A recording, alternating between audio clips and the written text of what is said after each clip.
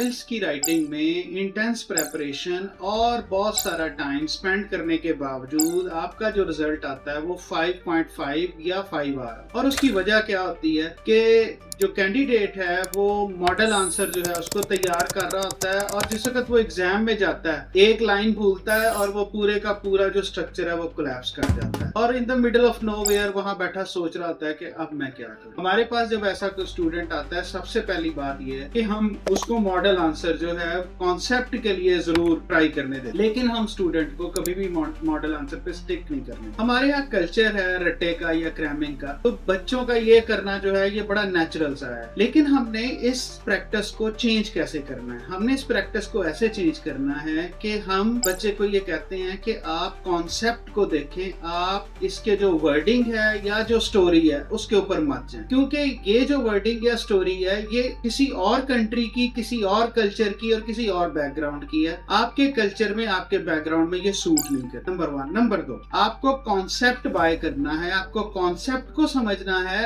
आपको स्टोरी का रट्टा नहीं लगाना। और नंबर 3, उसके अंदर जो लेजेंड्स हैं, जो स्टेटमेंट के लेजेंड्स हैं, हमने कोशिश ये करनी है कि हम उसको एड्रेस करें बजाय इसके कि हम एक बनी बनाई घड़ी हुई स्टोरी वहां लिख दें और एग्जामिनर को वो इरिटेट करे, क्योंकि एग्जामिनर्स ने इन सब वेबसाइट्स के ऊपर तमाम मॉडल आंसर्स को देखा हुआ, तो वो इसको क्रॉस कर देते हैं या इसके अंदर आपको कॉम्प्रोमाइज स्कोर देते हैं और आप उसे चैलेंज नहीं कर सकते, क्योंकि आपने खुद ये आइडिया आपका जेन्युइन नहीं होता, आपने कहीं और से लिया। हमारी प्रैक्टिस ये है कि जब भी हमारे पास स्टूडेंट आता है सबसे पहले हम उसे उसका स्ट्रक्चर समझाते हैं, दूसरे नंबर पे हम बताते हैं कि उसको टॉपिक वोकैबुलरी की जरूरत है, और तीसरे नंबर पे उसको जो ये स्टेटमेंट है इसको मीट करने के लिए रिस्पॉन्स करना है, पर्सनल एग्जांपल देनी है, एक्सपीरियंस बताना। इसके साथ उसने चलना है। वो किसी भी मॉडल आंसर को, किसी भी कॉन्सेप्ट को लर्निंग के लिए जरूर इस्तेमाल कर सकता है, लेकिन वो उसको रिप्रोड्यूस करने के लिए अगर इस्तेमाल करेगा तो ये डिजास्टर होगा।